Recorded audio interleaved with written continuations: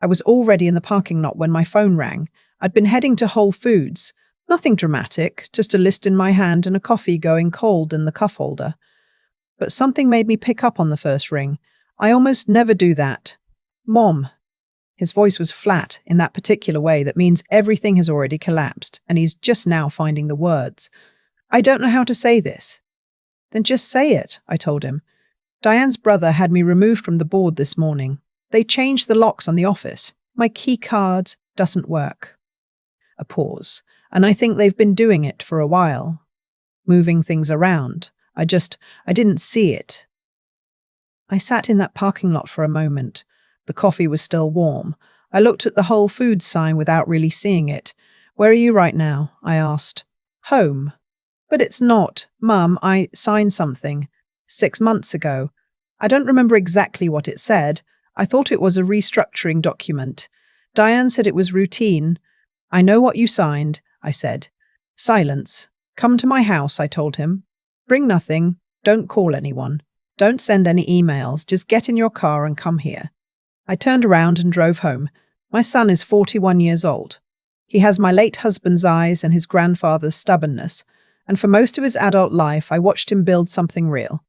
Crestwood Hospitality Group, 3 boutique hotels in Virginia, a 4th under development in Asheville. He started it himself at 32 with a business plan I helped him refine at my kitchen table over 2 weekends, and a loan he paid back in 4 years. I was proud of him in that quiet, private way that mothers are proud, the kind that doesn't need to be announced. He met Diane at an industry conference in Charleston.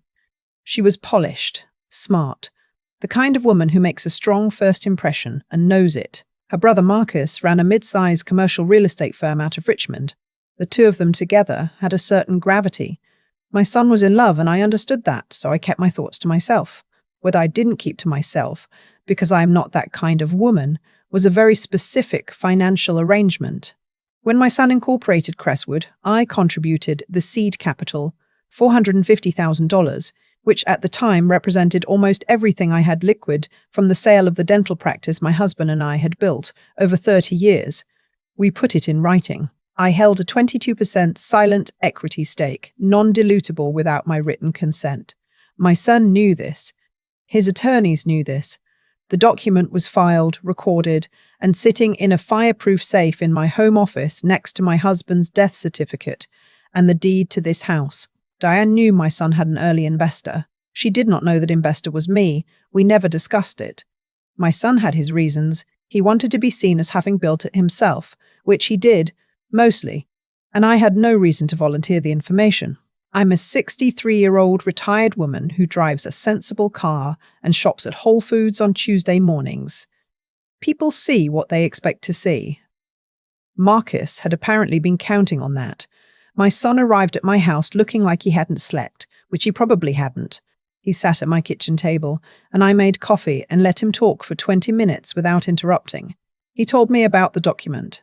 A restructuring agreement Diane had slid across a restaurant table in January, said it was just to streamline operations now that they were married. He should sign it before the Asheville deal closed. The attorney had already reviewed it. He trusted her. He signed. What he signed was a proxy agreement assigning his voting rights, 78% of the total outstanding, to a holding company called Meridian Crest LLC. He didn't know who owned Meridian Crest. I did by that point, because I'd spent the previous 3 hours on the phone with my attorney while he was driving over. Marcus owned Meridian Crest. They have 78% of the voting shares, my son said. He was staring at the coffee mug. They can do whatever they want with the company. They have 78% of your voting shares, I said. That's not the same thing. He looked up. You own 78% of a 78% stake, I said. Marcus has voting control over that piece. But there's another piece he apparently forgot to account for. I got up, went to my office and came back with a folder. I set it in front of him. He opened it. Read the first page. Looked up at me. Mom. I've been a silent partner since the beginning, I said, which means I was present at the board meeting this morning in the only way that matters, and I voted no. I need to be honest about something. I was not calm. I was not some serene, all-knowing figure calmly executing a plan. When my son first called me, my hands were shaking slightly. Not from fear, from anger. There is a very specific kind of anger that comes from watching someone you love be used as an instrument, and it is not quiet or philosophical. It is precise. I channeled it into phone calls. My attorney, Patricia. We've worked together for 15 years. She handled my husband's estate, and she does not waste words, confirmed what I'd suspected. The proxy agreement my son signed was valid on its face, but it was also potentially fraudulent if it could be shown he'd signed under material misrepresentation. Diane had told him it was a routine restructuring document that had been attorney reviewed. That was false. Their next step was to prove it. In the meantime, I had my own move. Because of my non-dilutable equity stake, any major operational decision, any sale, merger, refinancing, or change of key personnel required my written consent. Not a courtesy call, written consent. Marcus had taken voting control of my son's shares, which meant he thought he had 78%. What he actually had was a majority that still couldn't bind the company without the minority shareholder's signature. I had never signed anything. My son's name is Thomas. I should have said that earlier. He has gone by Tom since college, but I still think of him as Thomas. When things are serious, the way your mother's voice changes and suddenly you're 7 years old, and you've done something you shouldn't have. Thomas had not done something wrong. He had done something trusting, which in a marriage should not be the same thing, but sometimes is. His daughter was 5 years old. Her name is Clara, and she has her father's eyes, and apparently, according to Thomas, had asked that morning why Daddy was sad. She was staying at a neighbour's house while he was at mine, which was good, because the conversation we had that afternoon was not one for children. He asked me what came next. I told him. First, Patricia was filing an emergency injunction to freeze all major transactions pending resolution of the equity dispute. That would prevent Marcus from refinancing the hotels or bringing in any new investors to dilute us both. Second, I was reaching out to a forensic accounting firm I'd used once before in a professional context. If Marcus had been moving money around for 6 months, which is how long ago the proxy agreement was signed, there would be traces, payroll anomalies, vendor accounts that didn't quite match the contracts, transfers to accounts that led back to Meridian Crest. Third, and this was the part Thomas didn't fully believe yet, I was going to offer Marcus a way out. Once. Thomas looked at me like I'd said something in another language. He locked me out of my own company, he said. I know. That's why I'm going to offer it once, before we go to court, so that later no one can say we weren't reasonable. I looked at him steadily. He won't take it. Men like Marcus never do. They think they're too far ahead to be caught, but will have offered. Marcus declined through his attorney in 48 hours. The response was 4 sentences, professional and contemptuous. I was not surprised. What did surprise me, though it probably shouldn't have, was Diane. She called Thomas the night after the injunction was filed.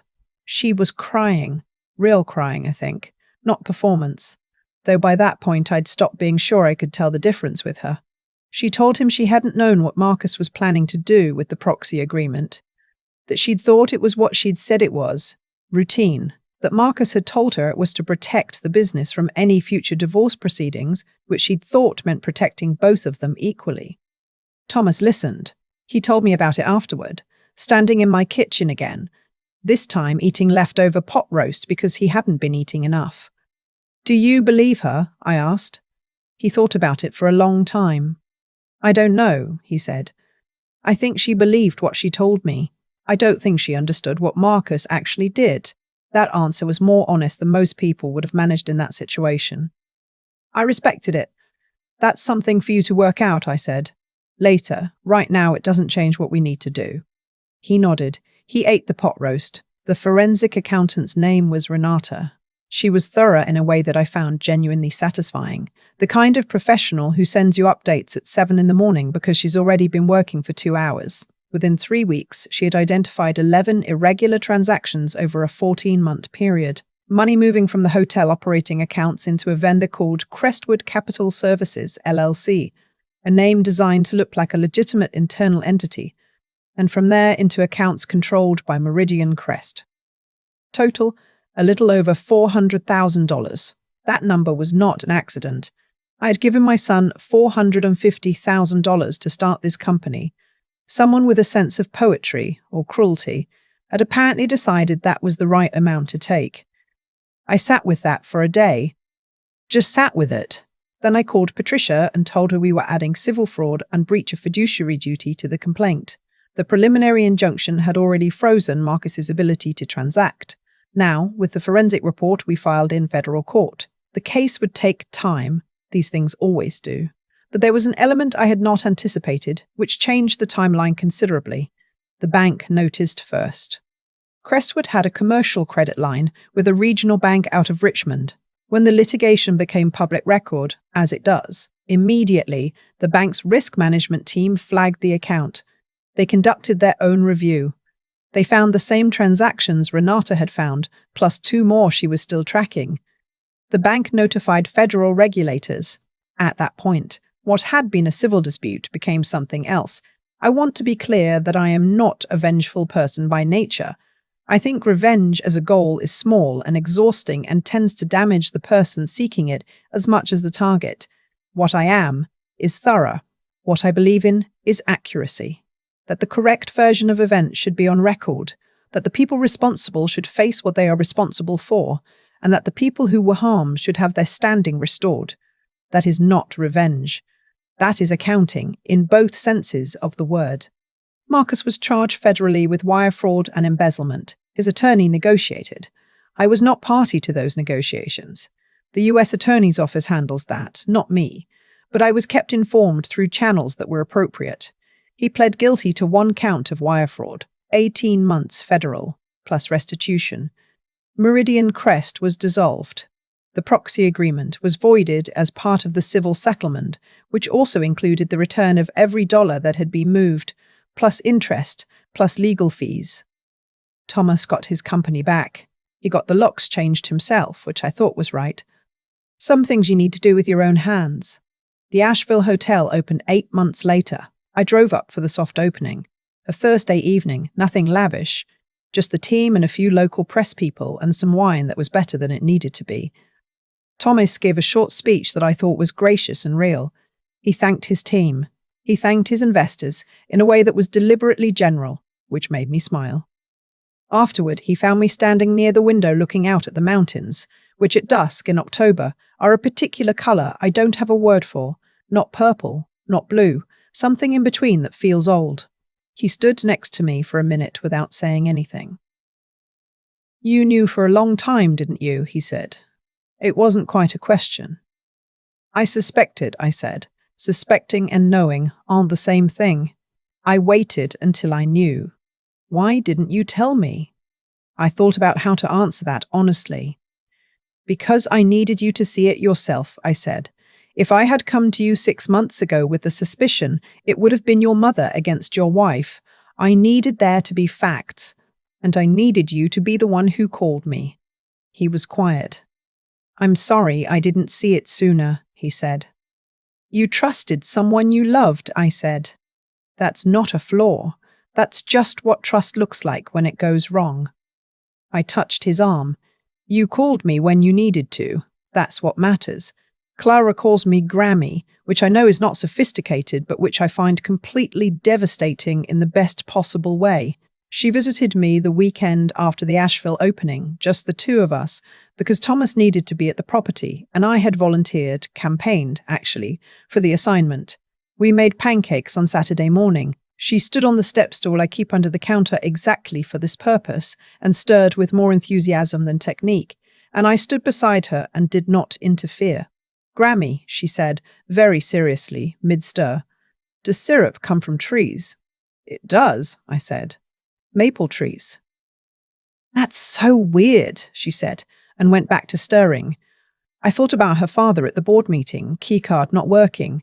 Some security guard he'd hired himself awkwardly telling him the situation had changed. I thought about what it would have meant if we hadn't caught it, if Marcus had succeeded, refinanced the hotels against their equity, extracted everything, and left Thomas with a company-shaped debt and no recourse. I thought about this 5-year-old person stirring pancake batter and talking about trees, who has no idea how close it came and should not have to. "Grammy," she said, "you're staring." "Sorry," I said. "I was thinking." "About what?" "About how some things work out," I said, "even when they look like they won't." She considered this with the seriousness she gives most things, like when my tooth came out and it hurt and then it stopped hurting. "Exactly like that," I said. "People ask me sometimes, not often, but sometimes, whether I feel sorry for Diane. She was not charged with anything. The US attorney determined she had no knowledge of the fraud, which aligned with what Thomas believed. She and Thomas separated. The divorce was quiet, handled by attorneys, settled without drama. She moved back to Richmond. I don't feel sorry for her in a sentimental way. I feel something more complicated than that, a kind of recognition. She came into a situation she didn't fully understand, trusted the wrong person's version of events, and spent years building a life on a foundation she didn't know was compromised. That is its own form of damage, even if she caused damage too. What I do know is that it is not my story to resolve. What I know is Thomas is still standing. The company is still standing. Clara made me eat a pancake that was, objectively, slightly undercooked in the middle, and I ate all of it and told her it was perfect. I've been thinking lately about what my husband would have made of all of this. He was a practical man, a dentist, a problem solver, someone who believed that most things yield to patience and the right tools applied correctly. He would have approved of Patricia. He would have found Renata's forensic report genuinely interesting, asked questions about her methodology. He would have had strong feelings about what Marcus did and expressed them once clearly and then moved on to what was actionable. He would have been proud of Thomas, not just for getting the company back, but for the way he handled everything in between, not with bitterness, not with the kind of performance of toughness that men sometimes put on when they're actually frightened, with steadiness, with honesty, with the willingness to say, "I don't know," when he didn't know. I like to think I'd something to do with that, and I like to think, because I am allowed a little pride at 63, in the privacy of my own house when no one is keeping score, that the $450,000 I gave him 20 years after my husband and I started building something from nothing.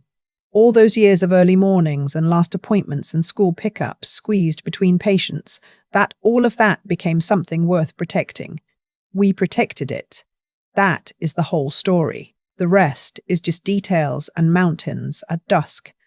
And a little girl with her father's eyes telling me that maple syrup is weird, and she is not wrong, and some things in this life work out the way they should, and I am grateful every single day that I answered on the first ring. There's a moment in that parking lot I keep coming back to. Not the injunction, not the forensic report, not the day Marcus's attorney called to say he was pleading guilty. I keep coming back to sitting in my car outside Whole Foods with a list in my hand and a phone ringing, and the simple fact that I picked up. That's where it started, not with strategy, with attention. I've lived long enough to know that most damage doesn't arrive as a storm. It arrives as a slow erosion, small decisions made by people who assume no one is watching, no one is keeping track, no one cares enough to look closely. Marcus assumed that because I was quiet, I was absent. He assumed that because I drove a sensible car and didn't sit in boardrooms, I didn't understand what happened inside them. He built an entire scheme on that assumption, and the assumption was wrong. What Marcus had was cleverness. What he lacked was integrity, not as an abstract virtue, but as a practical matter. Integrity means your private actions match your public ones. It means you don't build a financial structure designed to survive only if no one looks too hard. The moment you need other people's ignorance to sustain what you've built, you've already lost. You've just borrowed time. Thomas made a mistake. I want to be honest about that, because I think he deserves honesty more than protection. He signed a document he didn't fully read, in a moment when his trust in his marriage made careful reading feel unnecessary. That's a real failure of judgment, and he knows it. But here's what I also know. He called me the moment the locks didn't work. He didn't try to handle it alone, didn't let pride keep him from telling the truth. There's a kind of intelligence that isn't about knowing everything in advance. It's about recognizing when you're in over your head and being willing to say so out loud. Thomas had that. It matters more than people think. And then there's the harder thing, The thing I think about when I watch Clara stir pancake batter with complete confidence in her own technique. She's 5. She doesn't know yet that the world will test her, not once, but repeatedly in ways that feel personal and targeted, even when they're not. What I want for her, what I think her father's story actually teaches, if you read it right, is not that someone will always come to save you.